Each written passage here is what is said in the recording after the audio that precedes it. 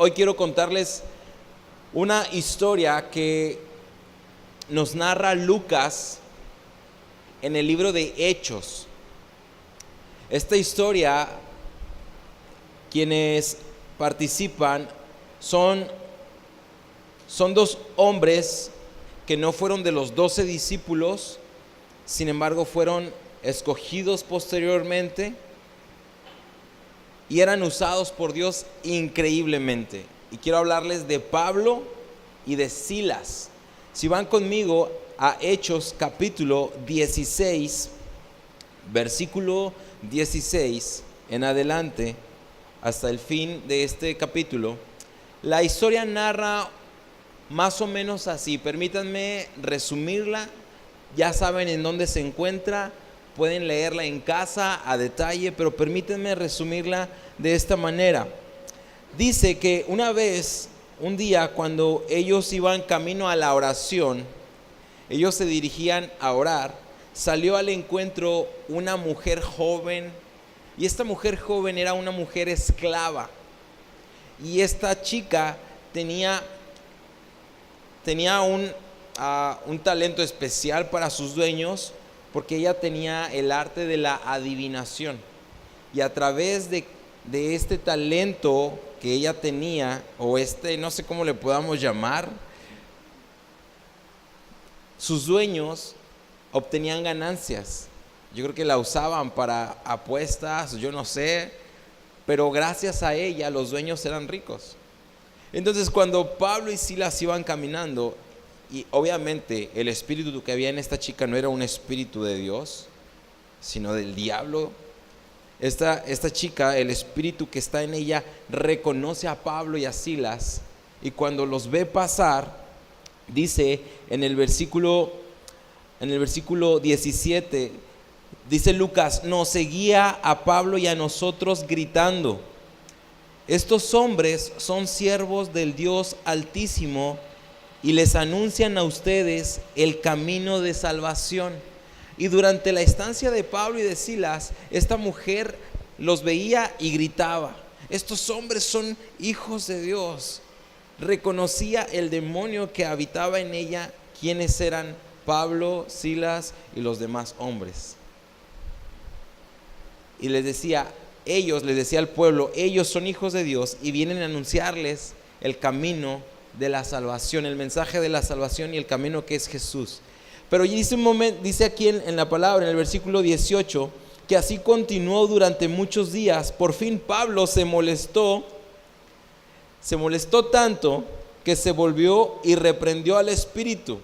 Se enojó, se hartó y volteó y le dice: en el nombre de Jesucristo te ordeno que te salgas de ella. Y en aquel mismo momento el espíritu la dejó. ¿Quién creen ustedes que se enojó porque esta mujer fue libre? Los dueños. Porque dijeron: ya nos quitaron nuestro talismán, ya nos quitaron lo que nos hace ricos. Y entonces, cuando los dueños se dan cuenta que esta mujer ya no estaba endemoniada, que ya no tenía ese poder, van a la corte y van a decirle a estos hombres de la autoridad que Pablo y Silas están comenzando a enseñarle a los romanos cosas extrañas que no están acostumbrados a aprender. Y entonces la autoridad viene, reprende a Pablo, a Silas, y los traen a la cárcel. Y no solamente los metieron a la cárcel, sino que los amarraron de los pies y de las manos tan fuerte que dijeron: de aquí no se van a escapar. Pero sucedió algo increíble en este momento. En el versículo 25 nos narra Lucas que a eso de la medianoche Pablo y Silas se pusieron a orar y a cantar. Estaban en la cárcel, amarrados de los pies y de las manos, y se pusieron a orar y a cantar. Y cuando ellos hicieron esto, dice que de repente se produjo un terremoto tan fuerte que la cárcel se estremeció hasta sus cimientos. Al instante se abrieron todas las puertas y a los presos se les soltaron las cadenas. El carcelero despertó y vio todo este movimiento y él se asustó y se iba a matar porque él pensó, ya se me escaparon todos y me van a castigar. Pero cuando Pablo ve que este hombre se quiere quitar la vida, grita y le dice, hey, no te mates, aquí estamos, compadre, no nos hemos ido.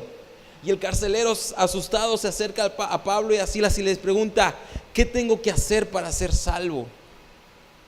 ¿Qué tengo que hacer para ser salvo? Y Pablo le contesta, cree en el Señor Jesucristo y serás salvo tú y toda tu casa. El carcelero los llevó a su casa, los bañó, los vistió, les dio de comer junto con su familia creyó en Jesús, fue salva. Y después las autoridades en la mañana mandaron decirle al carcelero, ¿sabes qué? Déjalos libres.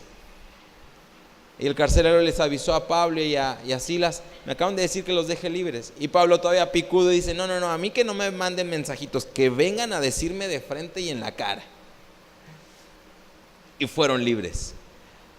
Esta historia me habla de muchas cosas y de muchas enseñanzas que tengo que aprender en la vida. Pablo y Silas se dirigían a orar, se dirigían a hacer algo bueno, se dirigían a no hacer nada malo. Y de repente sale esta mujer, los reconoce como hijos de Dios, cansa la paciencia de Pablo. Pablo, por hacer el bien, le hizo un bien a la chica, ¿sí o no? Al dejarla libre, la liberó. Ella no pedía ser libre, pero Pablo, en el nombre de Jesús, hizo que la mujer quedara libre. Y entonces cuando la mujer queda libre, ahora viene un problema mayor, terrenal. ¿Qué pasa? Que cuando nosotros hacemos cosas buenas, muchas veces nos vamos a meter en problemas. Porque la gente a lo mejor no va a comprender que lo que estamos haciendo es lo correcto. ¿Cuántos de ustedes han tenido situaciones con su familia, con sus amigos? Y dices, pero estoy haciendo lo bueno, estoy haciendo lo correcto, estoy cuidando mi relación con Dios. Y todavía a Pablo y a Silas, los meten a la cárcel, los amarran de los pies. Ya mínimo estoy en la celda, pero ahora estoy amarrado como un animal y no puedo moverme, no puedo hacer nada. ¿Qué es lo que tú y yo haríamos si estuviéramos ahí? No, hombre, Dios, te pasas, neta. Y yo que creí en ti. ¿Qué te hice?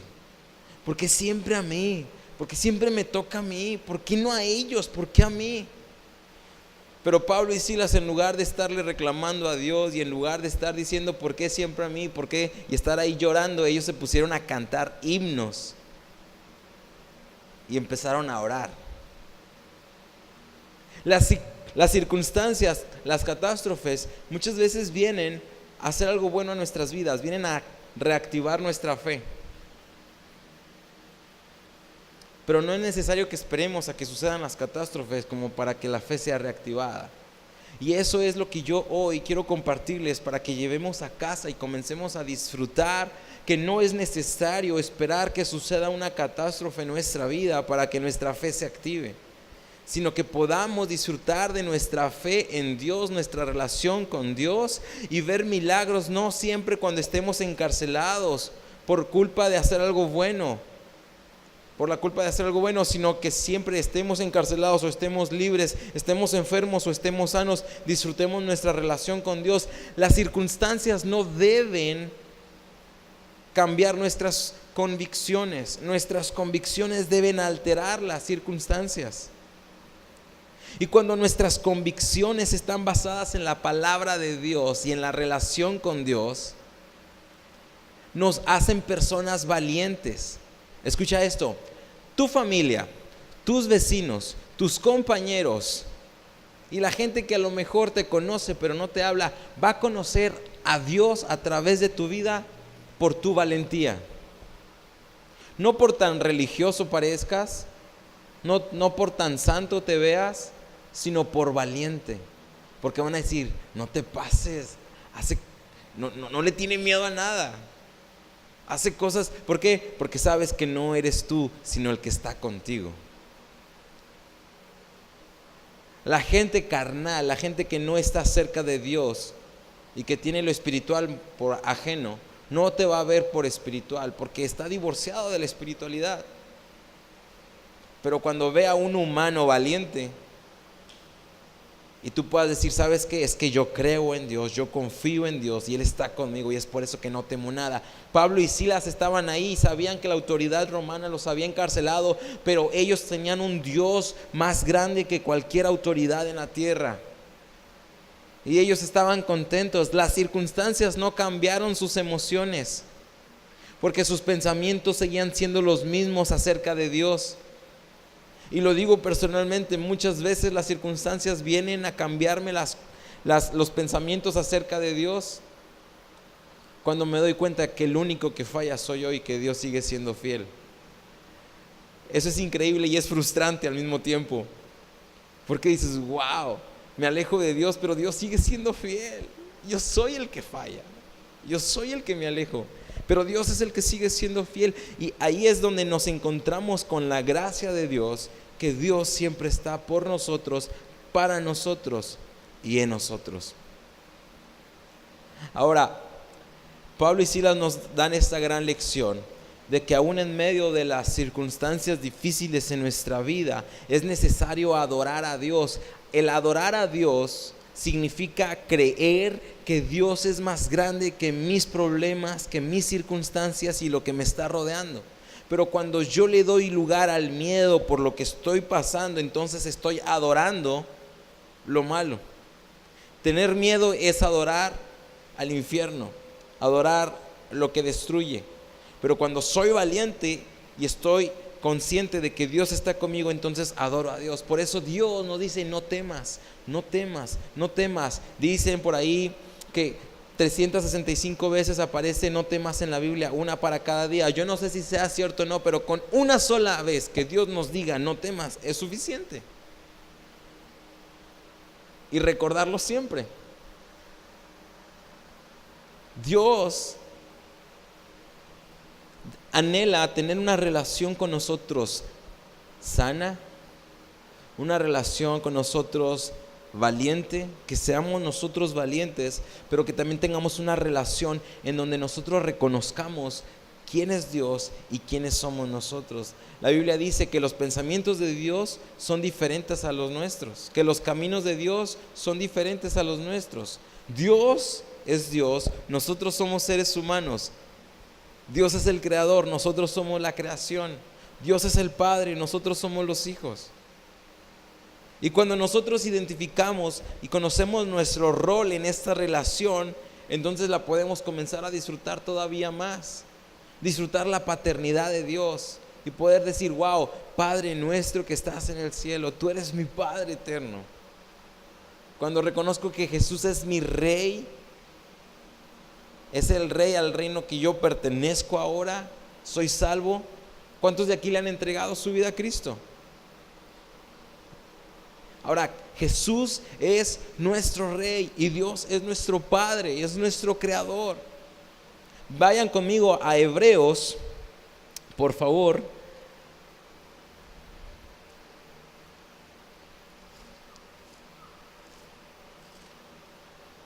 Hebreos capítulo 12.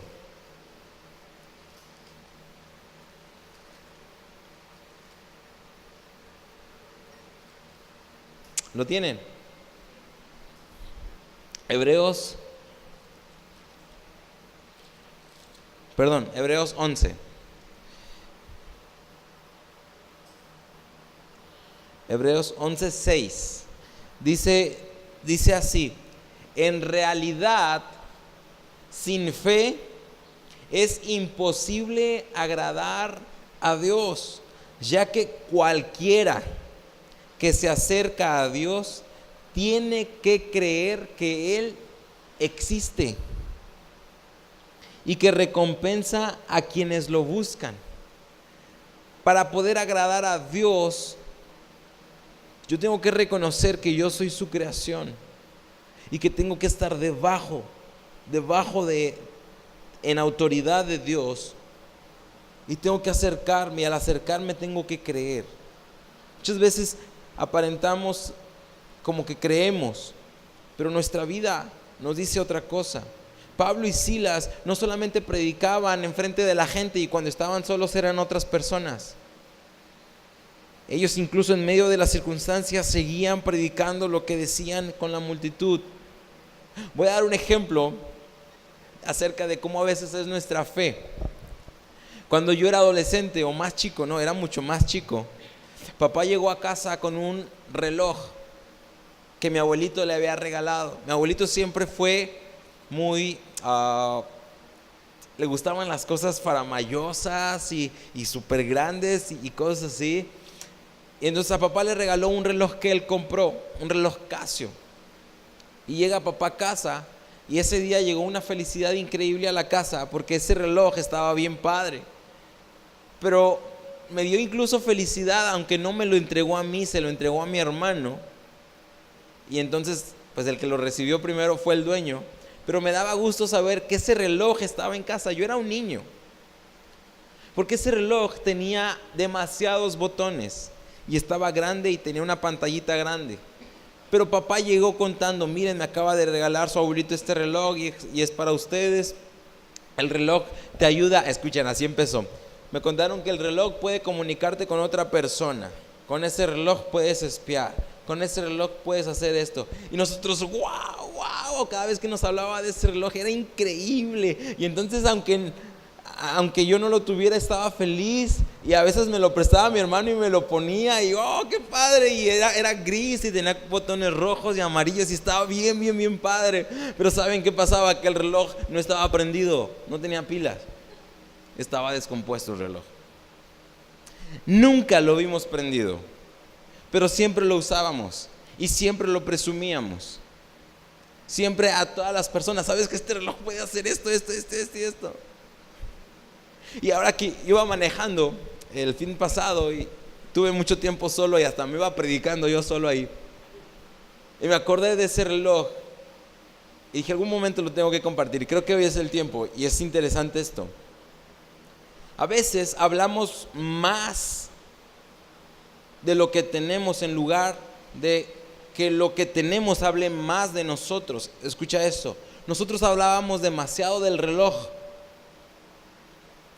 Pero el reloj por sí solo no hablaba, no decía nada, no hacía nada. Y a veces así es nuestra fe, es que yo creo en Dios, yo le entregué mi vida a Cristo, yo creo en Él. Y Dios me decía, deja que tu fe hable más de ti, de lo que tú hablas de tu propia fe. Porque cuando dejas que tu fe hable de ti, tu fe está en acción. Y no solamente dices que crees, sino que tu propia fe habla de lo que realmente crees. Cuando Jesús viene con un enfermo y le dice, por tu fe eres sano, levántate. Y me cayó, dije, wow. Vuelvo a repetir estas palabras. Deja que tu fe hable más de ti que lo que tú hablas de tu fe. ¿Estoy siendo claro con eso? Y yo me preguntaba, ¿qué está diciendo mi fe de mí? Te pregunto a ti, ¿qué está diciendo tu fe de ti? Bueno, ¿tú qué puedes decir de tu fe? Muchas cosas bonitas. Pero tu fe es todo lo que dices. Mejor dejemos que nuestra fe diga todo lo que somos.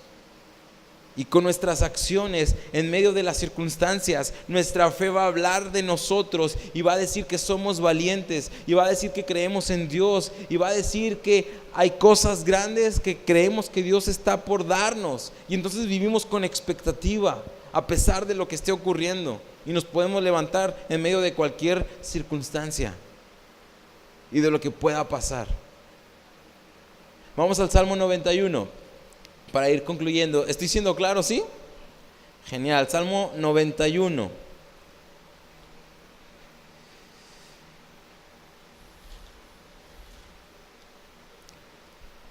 Salmo 91:1 dice, el que habita al abrigo del Altísimo se acoge a la sombra del Todopoderoso.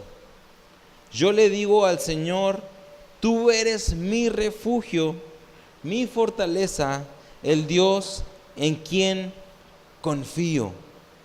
Solo Él puede librarte de las trampas del cazador y de mortíferas plagas, pues tú te cubrirá con sus plumas y bajo sus alas hallarás refugio. Su verdad será tu escudo y tu baluarte.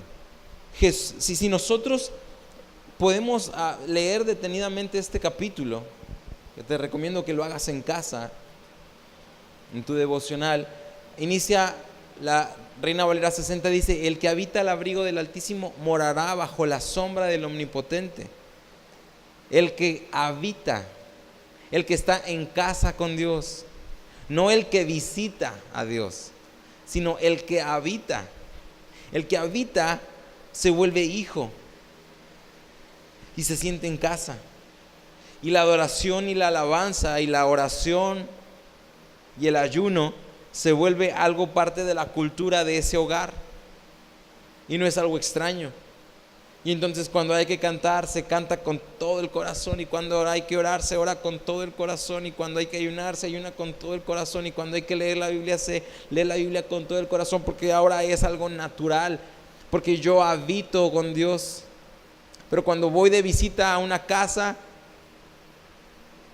estoy solamente en un lugar y me siento y pido permiso para ir al baño y pido un vaso de agua y me da pena pedir uno segundo.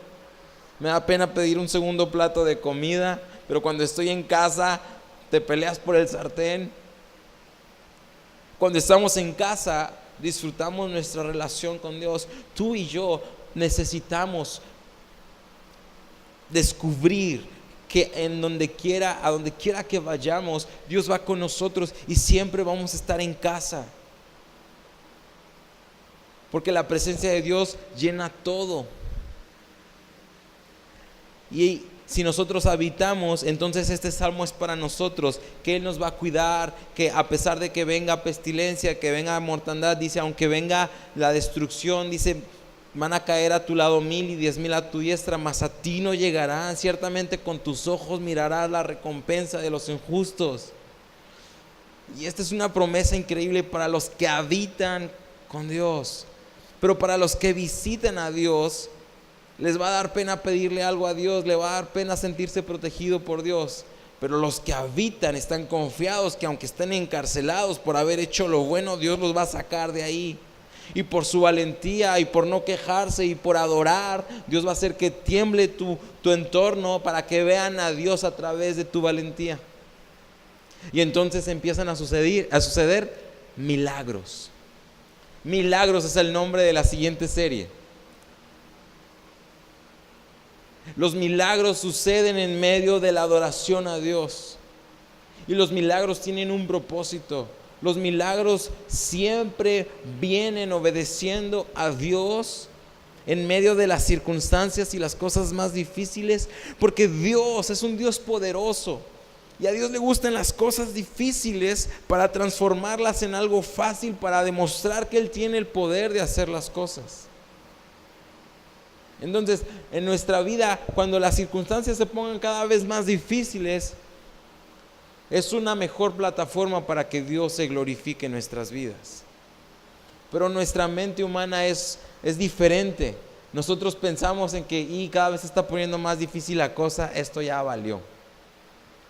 Pero entre más difícil se ponga la situación, es una mejor plataforma para que Dios demuestre quién es. Y entonces tu vida y mi vida ahora son una tierra fértil para que ocurran milagros y la gente vea a Dios a través de nosotros.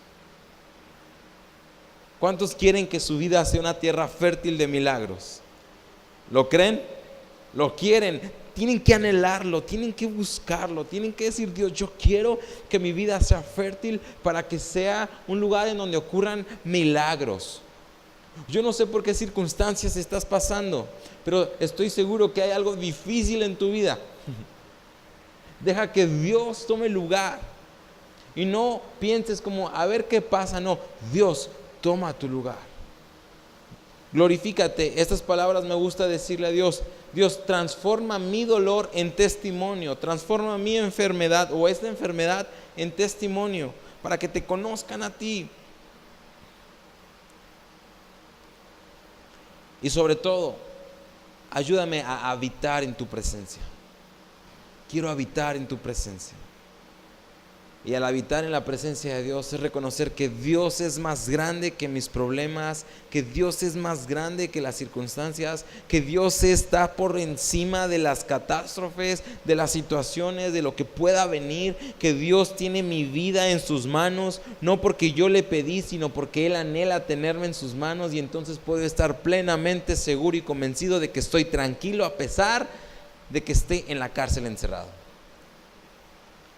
Y entonces, en lugar de quejarme y llorar y decirle a Dios que por qué a mí, mejor me voy a poner a cantar y a orar. Cantar y orar.